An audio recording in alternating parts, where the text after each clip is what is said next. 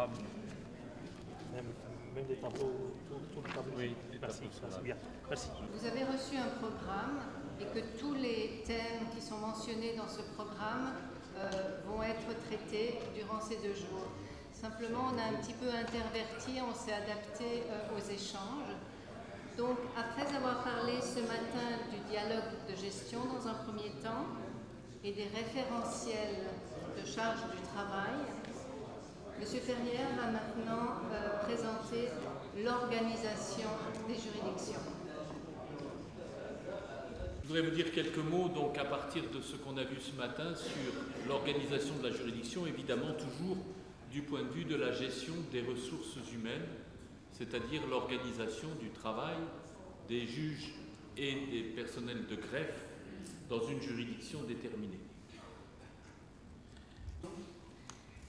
C'est le fait d'avoir à répartir les magistrats et les greffiers dans les différentes chambres et services du tribunal ou de la cour, après les moyens entre l'activité civile, l'activité pénale, au cœur de la cour, doit répondre à un deuxième objectif qui est celui d'optimiser les appétences et les compétences individuelles de chaque magistrat, de chaque greffier.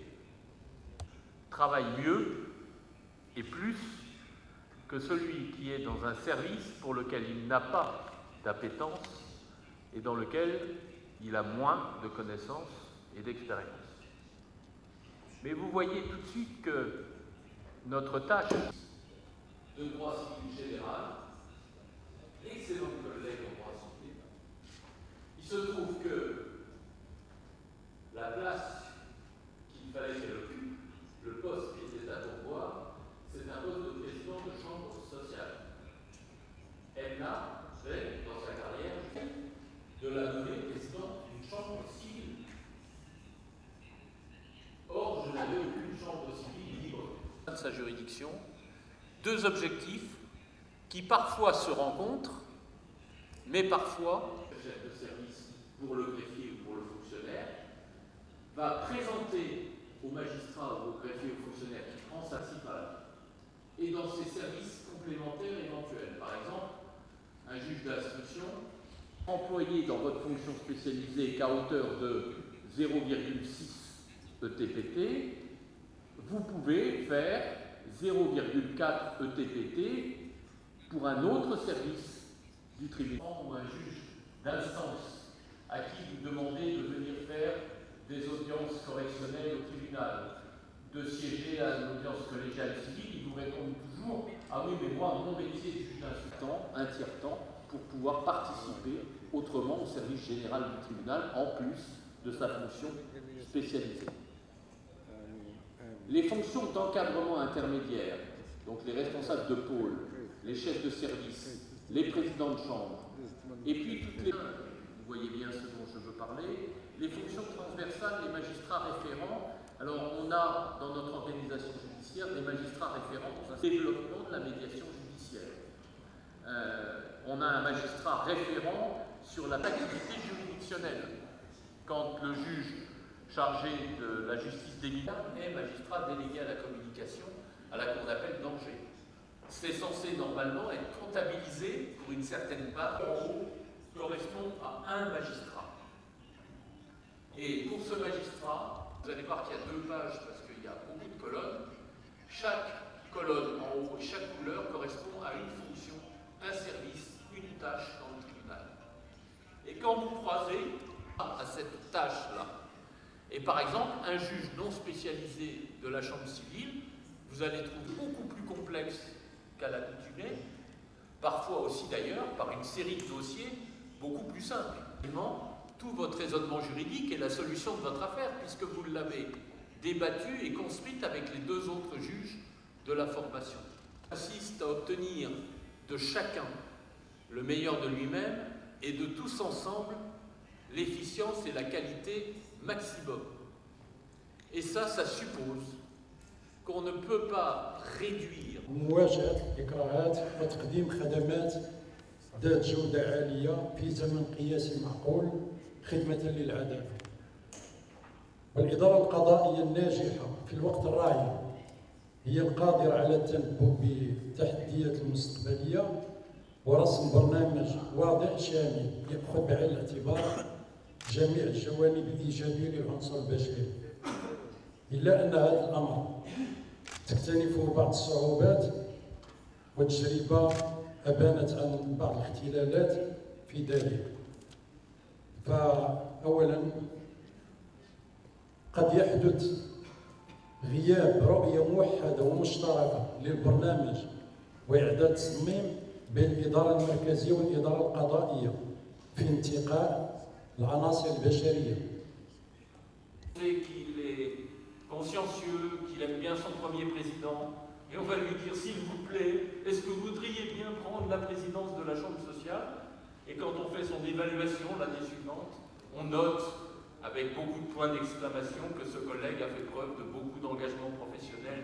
سد الثغرات تتميمه، وكمثال على ذلك وبعجاله فعندما يقضى بقفل مسطرة التصفية القضائية كما نعلم لعدم كفاية الأصول أو لأن الديون تم تسديدها ويتم قفل المسطرة، وبعد ذلك تظهر أموال لدى المقاولة أو لدى التاجر.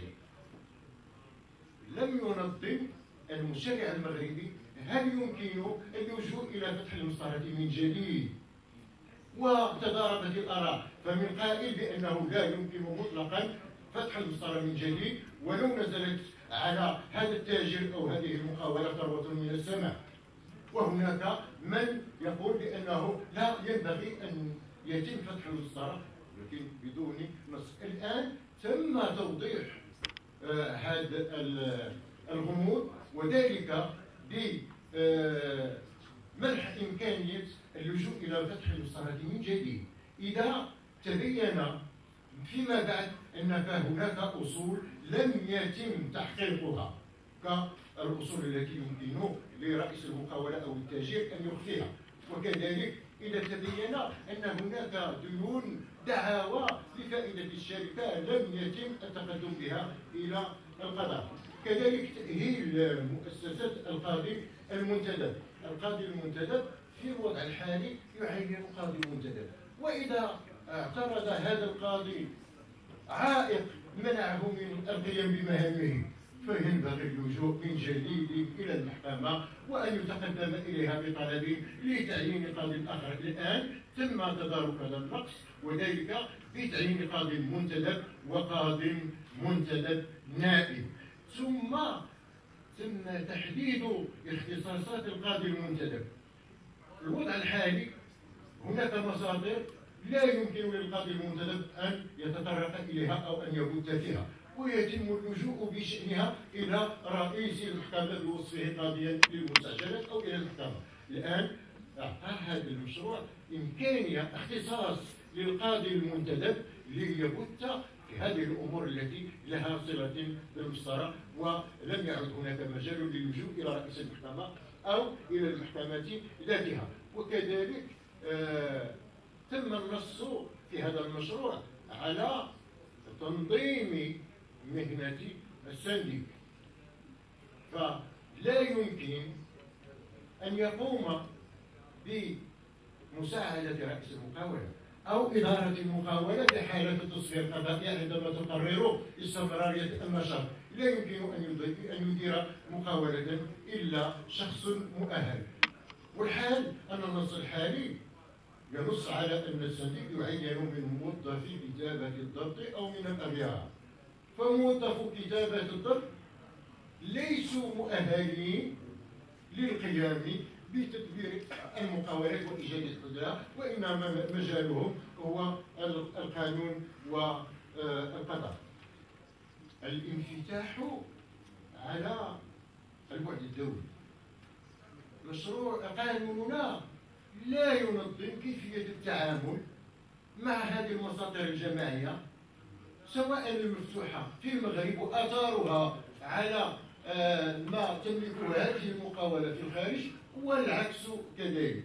نجد بعض شذرات أو شيء ضئيل بسيط في ظهير المنظم لوضعية الأجانب بالمغرب، ولكن هذا كان يتكلم في المادة 20 منه عن الإفلاس، والإفلاس لم يعد له الآن موقع في هذا القانون، وبالتالي فلا بد من تنظيم هذه المصادر في بعدها الدولي، وذلك من خلال علاقة المصادر المغربية بالأجنبية والعكس، وكيف يتم التعامل بين هذه المصادر في مختلف الدول التي تعمل بهذا النظام.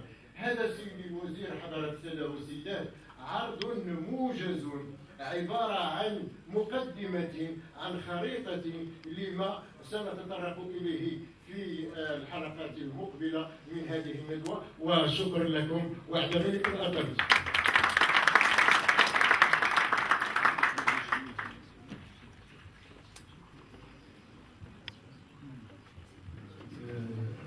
ندعو الحضور الكريم إلى حفل شاي، ولنا موعد بعد إذن إن شاء الله.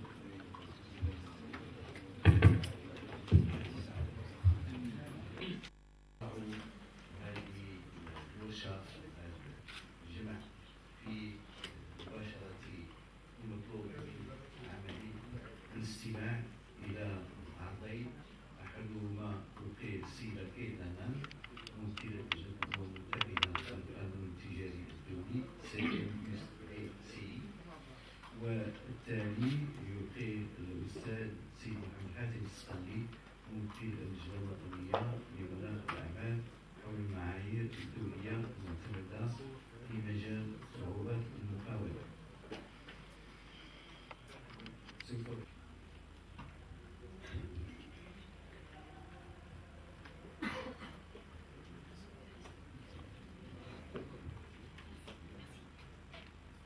Merci beaucoup.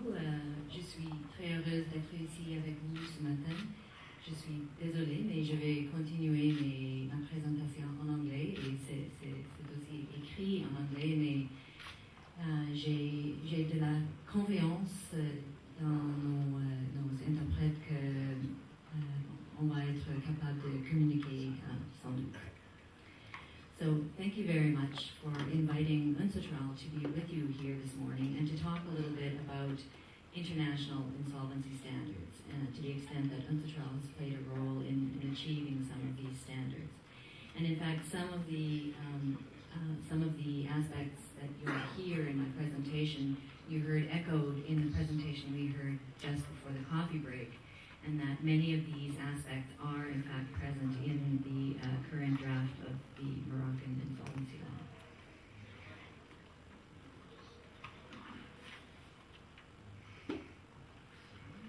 So starting with the background to work on international standards in insolvency, this came about as a result, of course, of the various financial crises of the 1990s, which exposed weaknesses in the insolvency and in the creditor laws of the affected countries, and also in the structure of the international financial system. The efficacy of insolvency laws and practices became a recurring theme in a number of different international fora. And this includes in the ADB, the EBRD, the IMF, and the World Bank. And it was increasingly recognized that there was a serious and an urgent need to strengthen national insolvency regimes, not only as a means of avoiding crises, but as a means of managing them as well. There was recognition of the role of insolvency law in preserving viable businesses and employment, in promoting the availability of finance, in facilitating effective redistribution and recycling of assets, and in assisting recovery from economic and financial crises. And as a result of an assessment of insolvency regimes, this pointed to the need for modernization and for an adoption of international best practice. And this resulted in the adoption of the UNCITRAL Legislative Guide on Insolvency Law in 2004. Now, the guide itself was the result of a number of years of work by a very broad range of states. Overall, we had delegations from 87 different states involved in discussing the instrument and coming to a consensus on what it should contain, as well as 14 intergovernmental organizations and 13 NGOs. NGOs, or non-governmental organizations in UNCITRAL, typically contribute a great deal of expertise that they have from their domestic experience and international experience. So they bring a lot of industry practice to the table. As I mentioned, this text was adopted and finalized. And of particular use in this case is that it has a very, very good index section at the back of the text.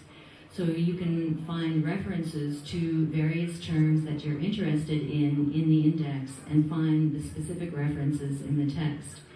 It's also possible to download these materials from our website in Arabic and French as well.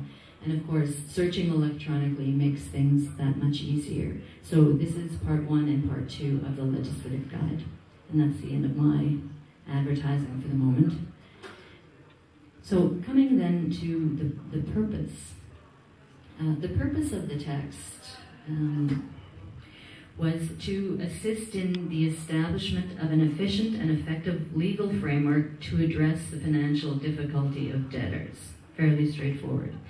Now, the text is intended to be used as a reference material by national authorities and legislative bodies, such as Morocco, of course, when preparing new laws and regulations or when reviewing the adequacy of existing laws and regulations.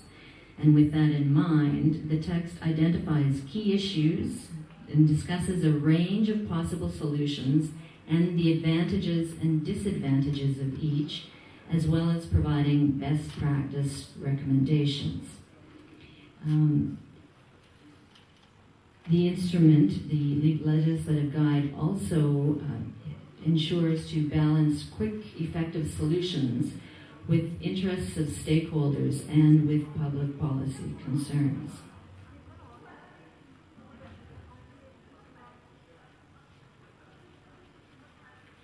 Sorry, it's a bit hard to do this one-handed.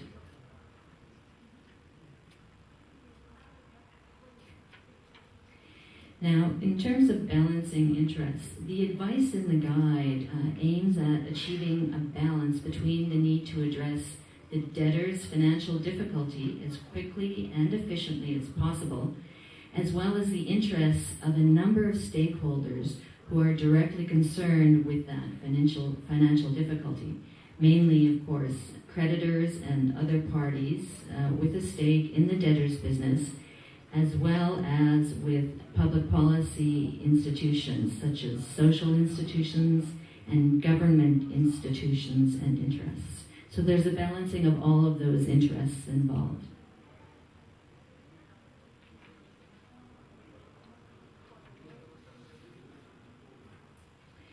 Now, what use has been made of the legislative guide? We know anecdotally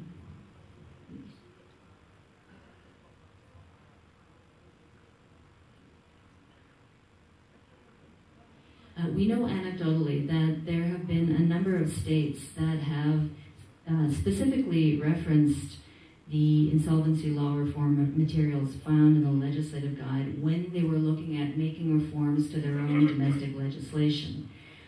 You'll see there are a number of states listed here.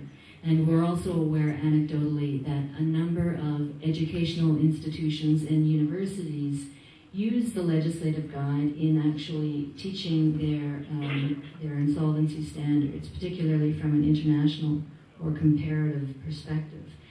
But perhaps more interestingly for your purposes is that the legislative guide is also used, as you see on the slide, by the World Bank and the IMF as the standard against which insolvency laws are assessed and as a key reference in reform projects that are being undertaken.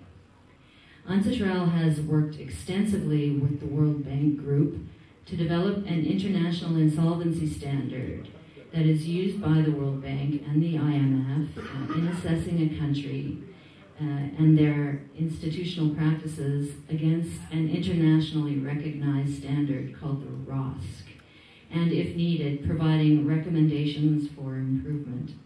And that standard ensures that the complementary perspectives of the two products, that is the World Bank materials and UNCITRAL materials, can serve as important reference points for countries that are evaluating and strengthening their insolvency and creditor rights systems in line with generally recognized international standards of good practice, much in the way that Morocco is doing. In terms of the format of the legislative guide, the text of the legislative guide consists of two main sections. The first section of each chapter contains a commentary which identifies the key issues for consideration in formulating an insolvency law and discussing and analyzing the various approaches that are adopted by insolvency laws. And then the second part of each chapter contains a set of recommended legislative principles that deal more specifically with the manner in which those key issues should be addressed in an insolvency law. The legislative guide is not intended that the recommendations that are made be enacted as part of the national law as such, as they are drafted, but rather they outline the core issues that it would be desirable to address in that domestic law and provide specific guidance on how legislative provisions might be drafted.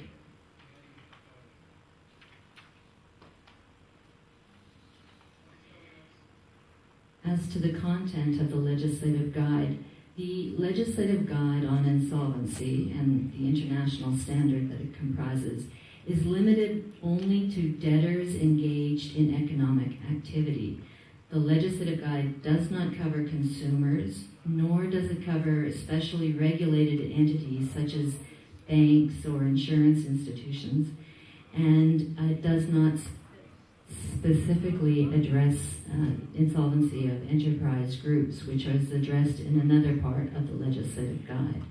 So part one of the legislative guide looks at the key objectives of an insolvency law, structural issues like the relationship between the insolvency law and other laws, mechanisms that can be used for resolving financial difficulties, including informal procedures, as well as the institutional framework necessary to do so.